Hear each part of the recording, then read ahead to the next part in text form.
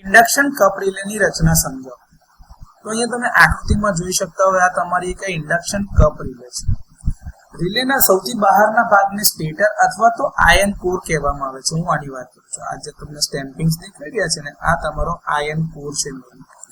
આ stator core laminated silicon સ્ટીલની શીટ્સથી બનેલો છે જેથી એડી કરંટ લોસ ઓછો કરી શકાય. તમે જોતા હોય આપણે જે ટ્રાન્સફોર્મર અથવા તો ઇન્ડક્શન મોટરના ડિઝાઇનમાં કંઈક બે નાના નાના સ્ટેમ્પિંગ્સ પાડેલા હોય એ રીતે નાના સ્ટેમ્પિંગ્સ પાડે છે જેથી એડી કરંટ લોસીસ તમારા ઓછા થઈ શકે.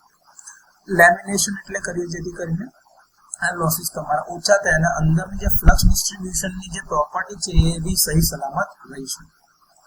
કોપર વાયર કોઇલ જે છે સ્ટેટર પોલની આસપાસ વીંટળાયેલા છે. જો તમે જોતા હોય તો આ જે તમારે સ્ટેટરની કોઇલ છે ચારે ચાર પોલની આજુબાજુ લગાડેલા છે જે કરંટ પસાર થતી વખતે ઇલેક્ટ્રોમેગ્નેટ તરીકે કાર્ય કરશે. આ ચાર પોલ વચ્ચેના ગેપમાં એક ફરતો નળાકાર ભાગ મૂકવામાં આવે છે જેને રોટર કપ કહેવામાં આવે છે. આ તમને હવે આ બધા ચાર પોલ જે છે એના લીધે એક રેડિયલ મેગ્નેટિક ફિલ્ડ બનતું હશે જે એક સમાન દિશામાં હશે. એટલે જે તમારું ફ્લક્સ ડિસ્ટ્રીબ્યુશન હશે એ તમારા પ્યોર સાઇનોસોઇડલ વેવફોર્મની નજીકનું જ હશે. આ રોટર કપ હલકો હોય છે અને તે એલ્યુમિનિયમ અથવા તો કોપર જેવા બિનચુંબકીય એટલે કે નોન કન્ડક્ટિંગ મટીરિયલમાંથી બનાવેલો છે. નોન મેગ્નેટિક કન્ડક્ટિંગ મટીરિયલમાંથી બનેલો છે.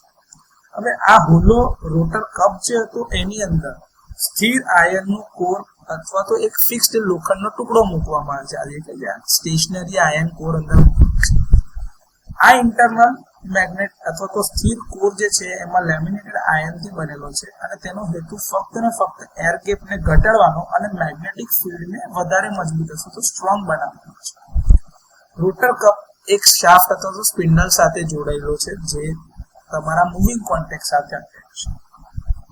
જ્યારે રિલે ઓપરેટ થાય છે ને ત્યારે આ કપ ફરે છે અને એ ફરવાના કારણે તમારો જે આ મૂવિંગ કોન્ટેક્ટ જે તમારો કપ સાથે લાગેલો છે એ ફિક્સ કોન્ટેક્ટને ટચ કરે છે એટલે સ્પર્શે છે જેના કારણે તમારી ટ્રીપ સર્કિટ પૂર્ણ થાય છે.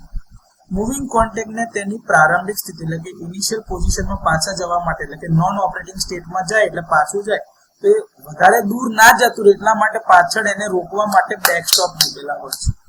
સ્પ્રિંગ અરેન્જમેન્ટ હોય છે જે કંટ્રોલિંગ ટોર્ક આપવા માટે છે. ડેમ્પ આઉટ કરવા માટે ડેમ્પર વાઇન્ડિંગ અથવા તો ડેમ્પિંગની અરેન્જમેન્ટ કરી છે.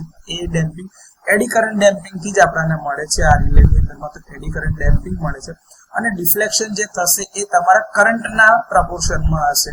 તો એક ડિફ્લેક્ટિંગ ટોર્ક જે હશે કે જે રનિંગ ટોર્ક કહેવાય જેના લીધે પોઇન્ટર તમારું ફોલ્ટની સ્થિતિમાં આગળ વધશે એના ઓપોઝિશનમાં તો તેને કંટ્રોલ કરવા માટે પાછળ સ્પ્રિંગની મદદથી અને એડી કરંટ ડેમ્પિંગની મદદથી ડેમ્પિંગ ટોર્ક અને કંટ્રોલિંગ ટોર્ક આપવામાં આવે છે. આ તમારી ઇન્ડક્શન કપ રિલેની રચના છે.